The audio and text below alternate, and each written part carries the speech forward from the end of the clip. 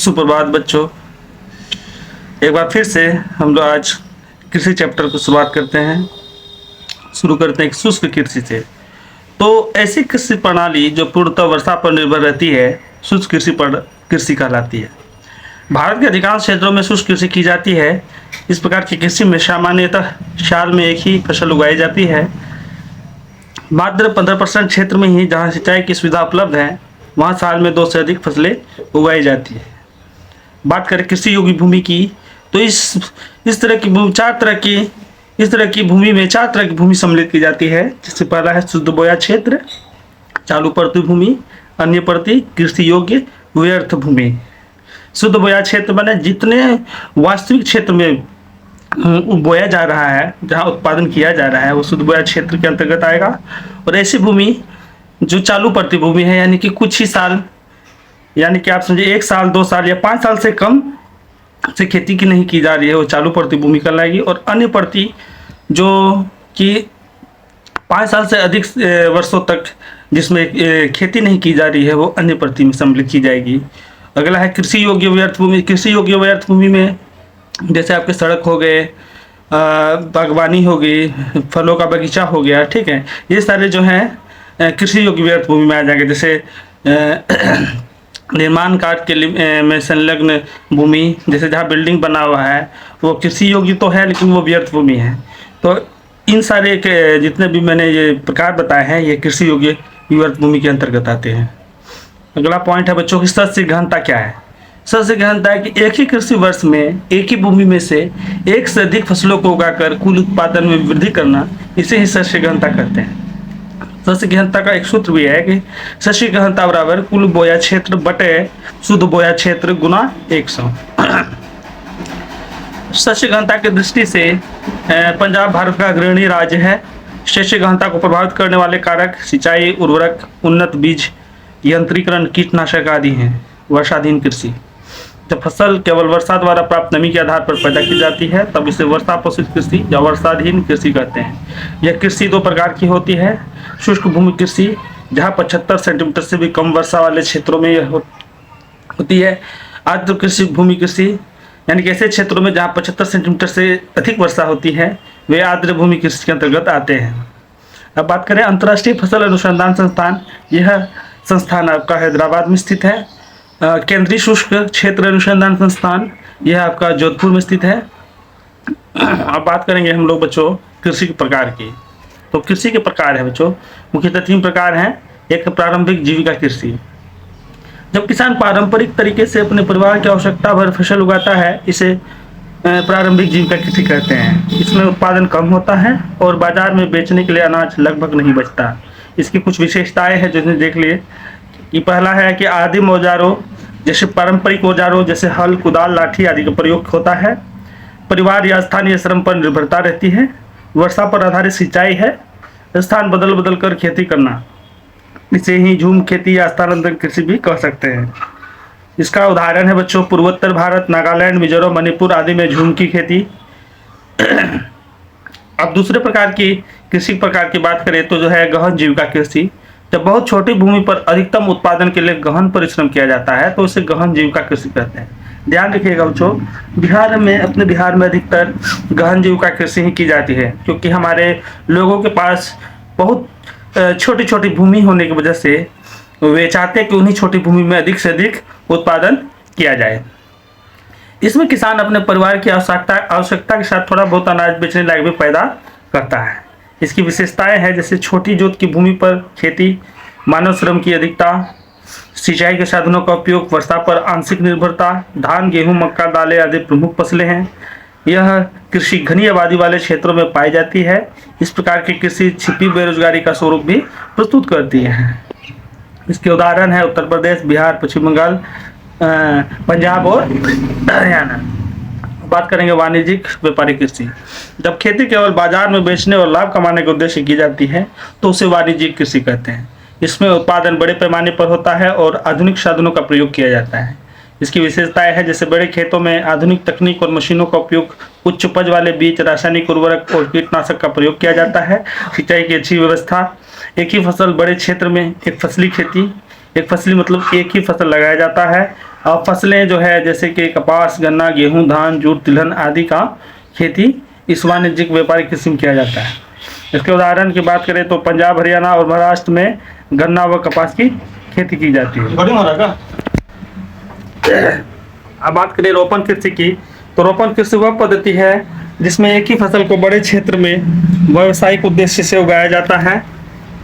इसमें आधुनिक तकनीक और पूंजी का प्रयोग होता है। यह भी एक प्रकार की व्यापारिक कृषि है। इसकी विशेषताएं है कि एक ही फसल बड़े क्षेत्र में उगाई जाती है, फसलें निर्यात के लिए उगाई जाती है, पूंजी आधुनिक यंत्रों और श्रमिकों पर आधारित होती है, श्रमिकों को बागान में ही बसाया जाता है। इसकी मुख्य फसलों की बात करें तो चाय, कॉफी, रबर, नारियल, केला। भारत में प्रमुख क्षेत्र चाय के लिए असम, दार्जिलिंग, केरल, कॉफी के लिए कर्नाटक, तमिलनाडु और केरल, रबर के लिए केरल और कर्नाटक। बच्चों अब हम लोग बात करेंगे कर्तन धन प्रणाली की। कर्तन धन प्रणाली वह पद्धति है जिसमें किसान जंगल की झाड़ियों या पेड़ों को काटकर सुखा देता है और फिर उन्हें जलाकर राख बना देता है। राख मिट्टी में खाद का काम करती है। इनकी विशेषताएं हैं कि भूमि को कुछ समय तक ही उपयोग में लाया जाता है, मिट्टी की उर्वरता जल्दी घट जाती है, उत्पादन केवल परिवार की आवश्यकता तक ही सीमित रहता है। इसे स्थानांतरण कृषि भी कहते हैं और यह प्रारंभिक जीविका कृषि का ही एक रूप है। भारत में यह कई नामों से जाना जाता है, जैसे उत्तर पूर्व भारत में से झूम की खेती कहा जाता है, तो मणिपुर में से पामरू, छत्तीसगढ़ और अंडमान निकोबार में से दीपा भी कहा जाता है। अब सबसे महत्वपूर्ण भारत के फसल प्रारूप के बारे में हम लोग जानेंगे।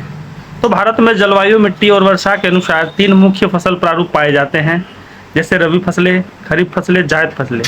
अब बात करें रबी फसलों की, तो ये वे फसलें हैं जिनकी बुआई शीत ऋतु यानी कि अक्टूबर से दिसंबर तक में होती है और कटाई वसंत ऋतु में यानी अप्रैल से जून में की जाती है। इनकी विशेषता है कि ये फसलें ठंडे मौसम में अच्छी तरह उगती हैं। इनके लिए सिंचाई या सर्दी की वर्षा लाभदायक होती है। प्रमुख रबी क्षेत्रों की बात करें तो पंजाब, हरियाणा, उत्तर प्रदेश, मध्य प्रदेश और राजस्थान में रबी की अत्यधिक खेती होती है। मुख्य रबी फसलें गेहूं, जौ, चना, सरसों, मसूर, मटर आदि मुख्य रबी फसलें हैं। अब बात करें बच्चों खरीफ फसलें। खरीफ फसलें वे फसलें जिनकी बुआई वर्षा ऋतु की शुरुआत यानी जून से जुलाई माह में होती है, जून से जुलाई के मध्य में होती है और कटाई शरद ऋतु यानी कि सितंबर से अक्टूबर के दौरान में की जाती है। इनकी विशेषता है कि ये फसलें मानसूनी वर्षा पर निर्भर रहती हैं, गर्म और आर्द्र जलवायु में अच्छी उगती हैं। इसमें उपजाए जाने वाली प्रमुख फसल धान है। जहाँ अधिक वर्षा होती है वहाँ धान की 3 फसलें उगाई जाती है, औस, अमन, बोरो। प्रमुख खरीफ क्षेत्र हैं असम, पश्चिम बंगाल, ओडिशा, महाराष्ट्र, आंध्र प्रदेश। मुख्य खरीफ फसलों की बात करें तो धान, मक्का, ज्वार, बाजरा, कपास, गन्ना, मूंगफली, सोयाबीन, अरहर, मूंग, उड़द, जूट, ये सभी फसलें खरीफ फसल के अंतर्गत आती हैं। अब बात करें जायद फसलें, तो वे फसलें हैं जायद ये फसलें हैं जिनकी बुआई ग्रीष्म ऋतु मार्च से जून में की जाती है और ये खरीफ और रबी फसलों के बीच की छोटी अवधि की फसलें होती है। विशेषताएं, ये फसलें गर्मी और सिंचित क्षेत्रों में उगाई जाती हैं। इनकी अवधि छोटी होती है। प्रमुख क्षेत्र में देख लें तो पंजाब, उत्तर प्रदेश, बिहार। मुख्य जायद फसलों की बात करें तो तरबूज, खरबूज, खीरा, ककड़ी, ज्वार, मूंग, कद्दू, ये सारे जायद फसलों में आती है। अब भारत के कुछ मुख्य फसलों की हम चर्चा यहाँ करेंगे। यह चैप्टर थोड़ा लंबा है तो हो सकता है कि आपको यह लंबा लगे, पर यह डिटेल में जानना हमें ज़रूरी है कि हमारे देश में कौन कौन सी मुख्य फसलें उगाई जाती हैं और वे कहाँ कहाँ पाई जाती हैं और उनकी क्या विशेषताएं हैं, ये सब जानकारी हमें होनी चाहिए। इसलिए मैंने कोशिश किया है कि आप लोगों को मैं डिटेल में, ज़्यादा डिटेल में नहीं लेकिन आंशिक डिटेल में जानते हुए चलेंगे। तो भारत में फसलों के प्रारूप की प्रमुख विशेषता यह है कि यहाँ 100 सेंटीमीटर की समवर्षा रेखा देश को 2 बड़े कृषि क्षेत्रों में बांटती है। यानी कि 100 सेंटीमीटर वर्षा रेखा जो है बच्चों, वो देश को 2 बड़े कृषि क्षेत्रों में बांट देती है। 100 सेंटीमीटर से अधिक वाला और 100 सेंटीमीटर से कम वाला। 100 सेंटीमीटर से अधिक वाला क्षेत्र में चावल की खेती होती है, तो 100 सेंटीमीटर से कम वाले क्षेत्रों में गेहूँ प्रमुख फसल। क्लियर हो गया। अब बात करें चावल की। चावल भारत की मुख्य खाद्यान्न फसल है और इसे धान भी कहा जाता है। भारत विश्व में चावल उत्पादन में दूसरा स्थान रहता है। पहला स्थान चीन को है। उगाने के लिए कुछ अनुकूल दशाएं देख लें तो जलवायु जो है 20 से 30 डिग्री सेल्सियस होना चाहिए। जलवायु गर्म और आर्द्र जलवायु होना चाहिए और तापमान 20 से 30 डिग्री सेल्सियस होना चाहिए। वर्षा, इसमें अधिक वर्षा की आवश्यकता होती है, तो 150 से 200 सेंटीमीटर तो बिल्कुल ही इसमें वर्षा की मात्रा आवश्यक है। इससे कम वर्षा वाले क्षेत्रों में यदि खेती करनी हो तो सिंचाई की सहायता लेकर ही की जा सकती है। मिट्टी की बात करें तो जल धारण करने वाली मिट्टी, जैसे जलोढ़ मिट्टी हो गया, आपका दोमट चिकनी मिट्टी हो गया, इनमें ही धान की पैदावार अच्छी होती है। अब श्रम की बात करें तो यह मानव श्रम की अधिक आवश्यकता होती है। उसकी बुआई से लेकर के उसकी बुआई से लेकर उसकी रोपाई से लेकर बुआई रोपाई से लेकर के उसके कटाई तक मानव श्रम की आवश्यकता होती है। हालांकि आजकल अति आधुनिक मशीन आ चुके हैं, तो किसान मशीनों का उपयोग भी करने लगे हैं। इसके मुख्य उत्पादन क्षेत्रों की बात करें तो भारत का अधिकांश चावल जलोढ़ मिट्टी के क्षेत्र में तथा डेल्टाई एवं तटीय भागों में उत्पन्न किया जाता है। तो ये जलोढ़ मिट्टी का जो क्षेत्र हो गया, वह सिंधु गंगा ब्रह्मपुत्र का जो मैदानी क्षेत्र है, यह वही क्षेत्र है जहाँ धान की चावल की अत्यधिक खेती की जाती है। इसके अलावा आप डेल्टा में चले जाइए, डेल्टा वाले क्षेत्र भी जलोढ़ मिट्टी से भरा पड़ा है, तो वहाँ भी चावल की अच्छी खेती होती है। इसके अलावा बात करें तटीय भागों में भी चावल की खूब खेती होती है। तटीय भागों से तटीय भाग से मेरा आशय है पूर्वी तटीय मैदान और पश्चिमी तटीय मैदान।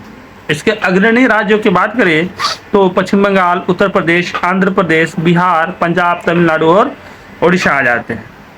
और द्वितीय है गेहूँ। गेहूँ भारत की दूसरी सबसे महत्वपूर्ण खाद्यान्न फसल है। यह रबी फसल होती है और इसे ठंडी जलवायु की आवश्यकता होती है। इसकी उगाने की शर्तें बच्चों, इसकी क्या विशेषता है कि इसकी जो जलवायु है ठंडी ऋतु में होनी चाहिए, तापमान 10 डिग्री से 15 डिग्री सेल्सियस बुआई के समय और 21 डिग्री से 26 डिग्री सेल्सियस तापमान कटाई के लिए समय होनी चाहिए। इसको पकते समय खिली धूप की भी आवश्यकता होती है। वर्षा की बात करें तो 50 से 100 सेंटीमीटर वर्षा अगर नहीं है तो सिंचाई की सुविधा भी अपना सकते हैं। मिट्टी की बात करें तो जलोढ़, काली और दोमट मिट्टी इसके लिए उपयुक्त है। भारत में के मुख्य उत्पादन क्षेत्रों की अगर बात करें तो उत्तर प्रदेश में सबसे अधिक गेहूं खेती होती है, फिर पंजाब, हरियाणा, मध्य प्रदेश, बिहार, राजस्थान का स्थान आता है। उत्तर प्रदेश देश में गेहूं का सबसे बड़ा उत्पादक राज्य है। ठीक है बच्चों, अब बढ़ते हैं आगे मोटे अनाज के लिए। तो मोटे अनाज वे अनाज है जो चावल और गेहूं की तुलना में कठोर और मोटे दाने वाले होते हैं। ये मुख्यतः शुष्क और अर्ध शुष्क क्षेत्रों में उगाए जाते हैं।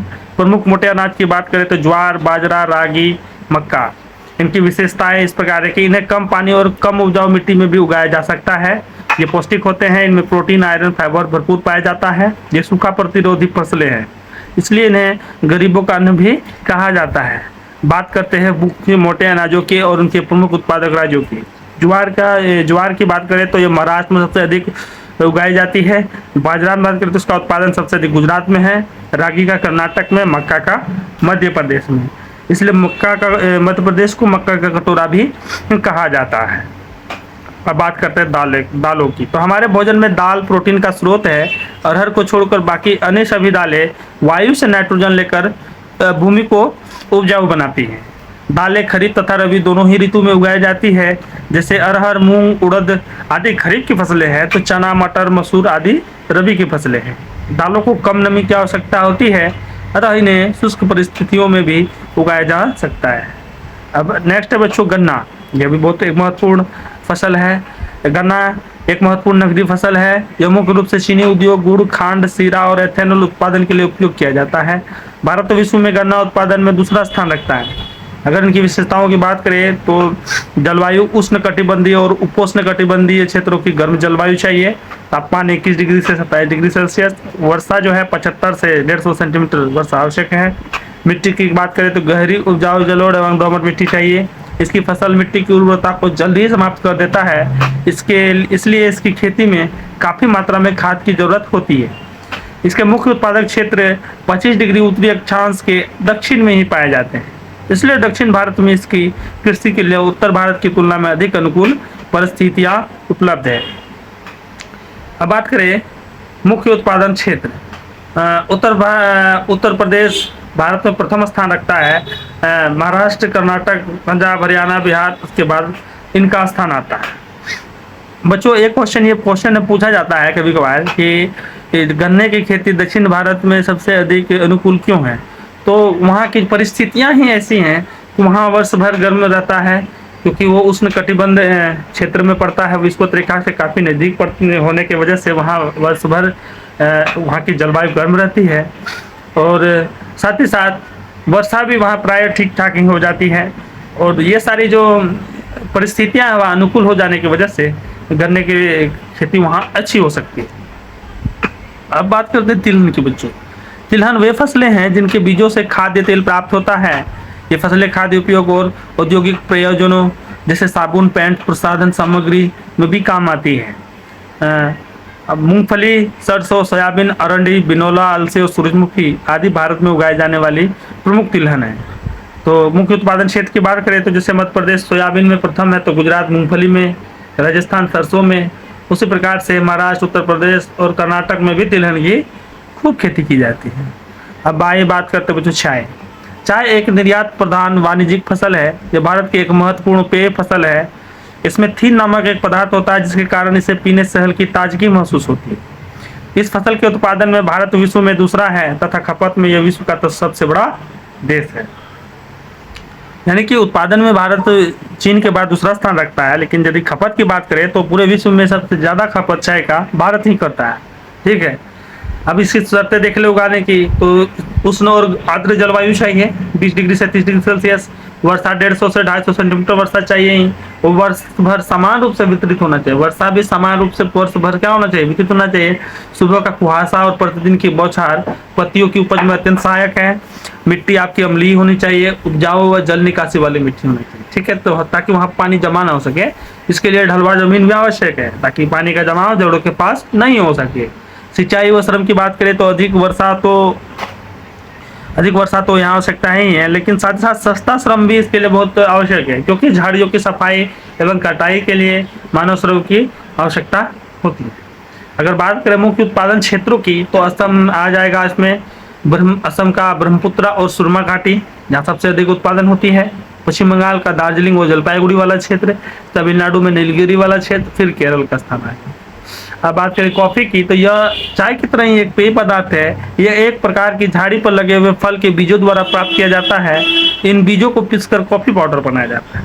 कॉफी की 3 प्रमुख फसलें बच्चों, अरेबिका, लिबेरिका, रोबस्ता। तो भारत में उत्तम किस्म की अरेबिका कॉफी उपजाई जाती है जिसकी पूरे विश्व में मांग है। भारत में यह आरंभ यमन से लाया गया था और बाबा बुदान की पहाड़ी पर लगाया गया था। ये बाबा बुदान की पहाड़ी कर्नाटक में बच्चों। कर्नाटक भारत का सबसे बड़ा कॉफी उत्पादक राज्य है। प्रमुख उत्पादक क्षेत्र देख ले तो कर्नाटक, नीलगिरी की पहाड़ियाँ, त्रिपुरा इत्यादि आ जाते हैं। अब बात करें बागवानी फसलें तो बागवानी फसलों में फलों, सब्जियों, मसालों और फूलों की खेती शामिल होती है। जैसे आम का उत्तर प्रदेश, आंध्र प्रदेश, महाराष्ट्र, पश्चिम बंगाल और बिहार के बहुत फेमस है। लीची की बात करें तो पूरे बिहार में सबसे अधिक, पूरे भारत में सबसे अधिक लीची का उत्पादन बिहार करता है। तत्पश्चात उत्तर प्रदेश का स्थान आता है। अनानास की बात करें तो मेघालय, अंगूर में आंध्र प्रदेश और महाराष्ट्र, सेब में हिमाचल प्रदेश, जम्मू कश्मीर, काजू में केरल और आंध्र प्रदेश, काली मिर्च में भी केरल, फिर नारियल में भी केरल, तमिलनाडु, आंध्र प्रदेश और कर्नाटका। कुछ स्थानों का नाम भी विशिष्ट फलों से जुड़ा हुआ है, जैसे नागपुर एवं चेरापूंजी का संतरा, मुजफ्फरपुर का लीची और जलगांव का केला।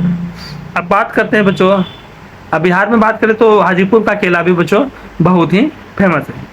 अब बात करते हैं रबड़ की तो रबड़ भूमध्य रेखीय जलवायु की फसल है और इसके उत्पादन के लिए अधिक तापमान और आर्द्रता की आवश्यकता होती है। इसके प्रमुख उत्पादक क्षेत्र में केरल, तमिलनाडु, कर्नाटक, अंडमान निकोबार द्वीप समूह और मेघालय की गारो पहाड़ियाँ। अब हम लोग बात करेंगे बच्चों रेशेदार फसल। कपास, जूट, सन और प्राकृतिक रेशम भारत के 4 प्रमुख रेशेदार फसलें हैं। कपास, जूट और सन मिट्टी में उगाई जाती है, लेकिन प्राकृतिक रेशम के कीड़े के कोकून से प्राप्त होता है। रेशम का कीड़ा शहतूत के पत्तों को खाकर बड़ा होता है और इस तरह से रेशम की जो खेती हो जाए, रेशम के कीड़े से जो रेशम की खेती की जाती है उसे सेरीकल्चर भी हम लोग बच्चों कहते हैं। सेरीकल्चर, सॉरी तो मैंने यहाँ नोट नहीं करवाया है, लेकिन आप लोग इसे नोट कर लेंगे कि रेशम की कीड़े से रेशम प्राप्त करने की जो प्रक्रिया है उसे ही सेरीकल्चर कहते हैं। 100 का रौद का सेरीकल्चर। अब बात करते हैं कपास को। कपास एक वाणिज्यिक नकदी फसल है। सूती वस्त्र उद्योग के लिए यह कच्चा माल प्रदान करता है। भारत विश्व का सबसे बड़ा कपास उत्पादक देश है बच्चों। देख लीजिए कपास की क्या विशेषताएं हैं। गर्म और शुष्क जलवायु चाहिए, 21 डिग्री से 30 डिग्री सेल्सियस तापमान, 210 दिन पाला रहित मौसम की आवश्यकता होती है और पकते समय शुष्क वातावरण की आवश्यकता होती है। ठीक है, वर्षा आपका 50 से 100 सेंटीमीटर वर्षा उपयुक्त होती है। मिट्टी जो है काली कपासी मिट्टी, रेगुर मिट्टी सबसे उपयुक्त। सिंचाई जहाँ वर्षा कम होती है वहाँ नहर व ट्यूबवेल से सिंचाई की जाती है। इसे पककर तैयार होने में 6 से 8 महीना लगता है। अगर मुख्य उत्पादन क्षेत्र की बात करें तो महाराष्ट्र सबसे बड़ा कपास का उत्पादक है, फिर तेलंगाना, गुजरात, आंध्र प्रदेश, पंजाब, हरियाणा, राजस्थान का स्थान आता है। अब जूट की बात करते हैं बच्चों। जूट को सुनहरा रेशा, गोल्डन फाइबर भी कहा जाता है। इससे बोरे, रस्सी, चटाई, कालीन और थैले बनाए जाते हैं। यह एक प्रमुख नकदी फसल है। इनकी विशेषताओं को देख ले तो जलवायु जो है गर्म और आर्द्र होनी चाहिए। 25 डिग्री से 35 डिग्री सेल्सियस तापमान, अत्यधिक गर्मी। वर्षा की बात करें तो 150 से 200 सेंटीमीटर आवश्यक है, अधिक वर्षा भी चाहिए इसको। मिट्टी गंगा ब्रह्मपुत्रा घाटी की जलोढ़ मिट्टी सबसे उपयुक्त है। प्रमुख उत्पादन क्षेत्र जैसे कि जानकारी पहले से ही थी, पश्चिम बंगाल सबसे अधिक उत्पाद करता है, फिर बिहार, फिर असम, मेघालय, ओडिशा का बात आता है। अब हम लोग बात करेंगे बच्चों श्वेत क्रांति यानी कि ऑपरेशन फ्लड है क्या। तो श्वेत क्रांति भारत में दूध और दुग्ध उत्पादों के उत्पादन में हुई तीव्र वृद्धि को कहा जाता है। इसका उद्देश्य देश को दूध उत्पादन में आत्मनिर्भर बनाना था। मुख्य बिंदु देख लेते हैं इनका। इसका शुरुआत 1970 में हुआ। इसे डॉक्टर वर्गीज कुरियन, जिसे भारतीय दुग्ध क्रांति के जनक भी कहा जाता है, ने आगे बढ़ाया था। इसका प्रमुख कार्यक्रम ऑपरेशन फ्लड था। इसके परिणाम स्वरूप ही भारत आज विश्व का सबसे बड़ा दूध उत्पादक देश है। अगला है कि हरित क्रांति बच्चों। हरित क्रांति भारत में खाद्यान्न उत्पादन की तीव्र वृद्धि को कहा जाता है। यह मुख्यतः गेहूं और चावल की उपज बढ़ाने पर केंद्रित थी। अगर मुख्य बिंदु की बात करें तो इसकी शुरुआत 1960 के दशक में हुई। वैज्ञानिक डॉक्टर MS स्वामीनाथन को इसका जनक माना जाता है। उच्च उपज देने वाली किस्मों जैसे कि HYV सीड्स, यानी कि H से हाई, Y से यील्ड, V से variety seeds, high yield variety seeds, रासायनिक खाद, कीटनाशक और सिंचाई साधनों के प्रयोग से उत्पादन बढ़ा है। हरित क्रांति से भारत खाद्यान्न उत्पादन में आत्मनिर्भर बना। अब बात करते हैं कुछ ऑब्जेक्टिव क्वेश्चन। 1980 के दशक में कृषि प्रदेश योजना की शुरुआत की हुई। ठीक है, कृषि प्रदेश यानी कि कृषि के आधार पर कई प्रदेशों में भारत के क्षेत्रों को बांटा गया था। भारत में विश्व का सबसे अधिक पशुधन है। पूरे विश्व में सबसे ज्यादा पशुधन भारत में है। अब बात करें खाद्य सुरक्षा प्रणाली।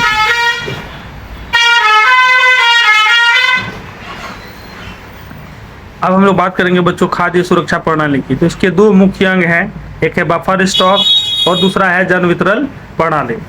तो बच्चों समझते हैं कि ये बफर स्टॉक है क्या। सरकार किसानों से गेहूं, चावल जैसी मुख्य खाद्यान्न फसलें उचित मूल्य पर खरीदकर गोदामों में संग्रह करती है। इसे ही बफर स्टॉक कहते हैं।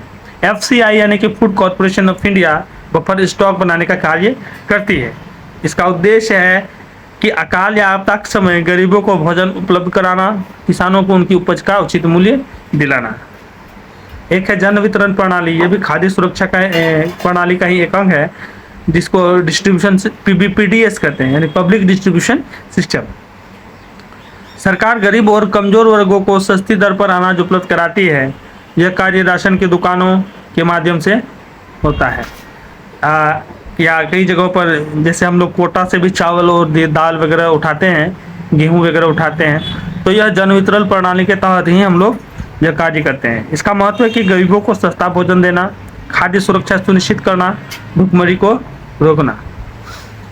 तो ये था बच्चों आज का यह चैप्टर। इसके बाद यहाँ से नीचे मैंने अभ्यास प्रश्न दिए हैं, तो अभ्यास प्रश्न आप स्वयं कर लें। आसान है कि भारत के दो सबसे महत्वपूर्ण अनाजों के नाम बताइए, तो गेहूं और चावल। ठीक है, तो मैं स्क्रॉल करता जा रहा हूँ, आप नोट करते चले जाएंगे बच्चों।